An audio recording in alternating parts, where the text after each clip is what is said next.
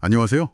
오늘 저희가 함께 살펴볼 자료는 바로 노바백스의 2025년 2분기 실적 발표, 그리고 그에 따른 전략 변화와 미래 전망에 대한 분석입니다. 네, 안녕하세요. 당신께서 제공해 주신 이 자료들을 바탕으로 노바백스가 지금 어떤 상황에 있고 또 앞으로 어떤 길을 달지 한번 깊이 파고 들어가 보죠. 네, 흥미로운 시점인 것 같습니다.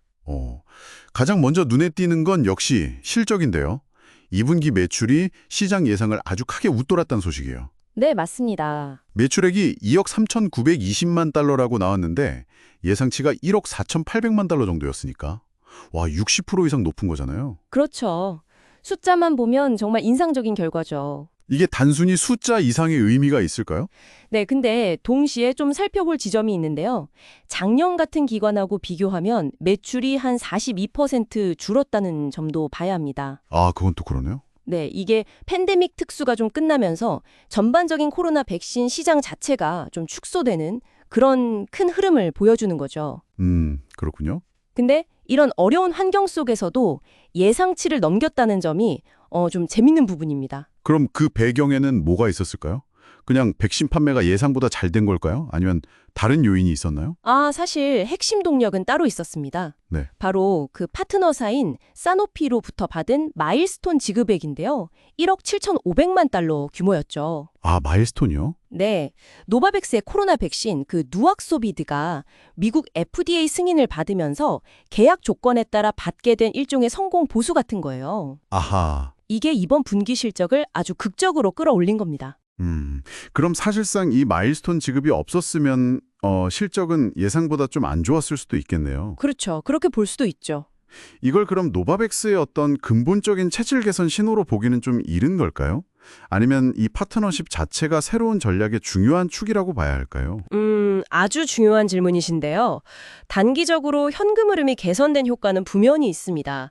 하지만 이것만 가지고 체질 개선을 이야기하기는 좀 어렵고요. 네네. 오히려 노바백스가 이제 팬데믹 이후에 어떻게 살아남을 것인가, 이 생존 전략으로 독자 개발에만 의존하기보다는 사노피나 GSK, 화이자 같은 이런 큰 제약사들과의 파트너십을 통해서 좀 안정적인 수익 구조를 만들고 또 연구개발 동력을 확보하려는 방향으로 무게중심을 옮기고 있다. 이런 신호로 해석하는 게 더 정확해 보입니다. 아, 약간 자체 제작 역량도 중요하지만 배급망이 탄탄한 대형 스튜디오장 손잡는 영화사 같다고 할까요?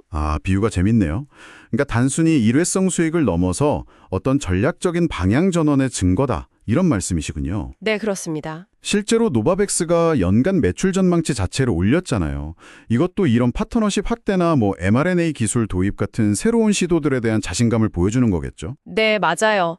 시장 반응? 그러니까 주가가 하루 만에 17%나 급등한 것도 단순히 이번 분기 깜짝 실적 때문만은 아닐 겁니다.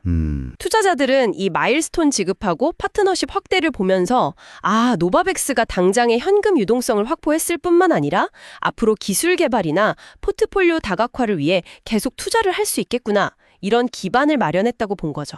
그렇군요.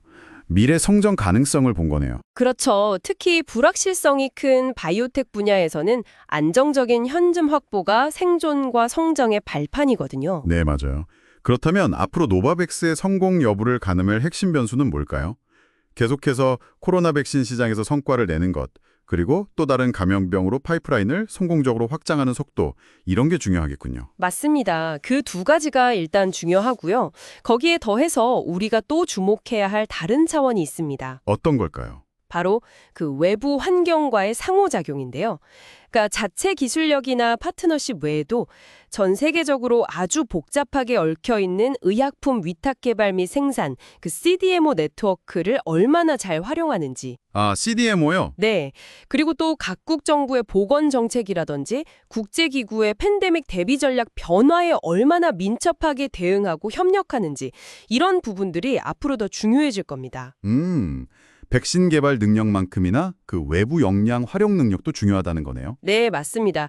그게 기업 가치를 좌우할 수도 있어요. 자, 정리를 좀 해보면 노바백스는 이번 2분기에 파트너십 성과 덕분에 예상을 크게 뛰어넘는 실적을 기록했고 이걸 발판 삼아서 연간 전망치도 올리면서 미래 성장 전략에 대한 기대감을 높였다.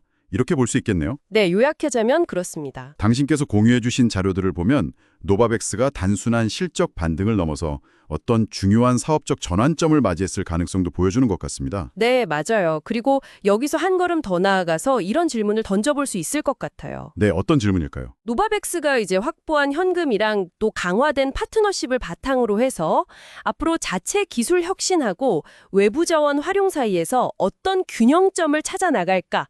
이게 중요하고요. 아, 균형점이요? 네, 특히 비용 효율성이나 생산 안정성 측면에서 점점 더 중요해지는 글로벌 CDMO 생태계 안에서 노바백스가 과연 어떤 전략적 위치를 확보하고 또 영향력을 발휘할 수 있을지 이걸 지켜보는 것이 이 회사의 장기적인 성공 가능성을 예측하는데 아주 중요한 관전 포인트가 될 겁니다. 그렇군요.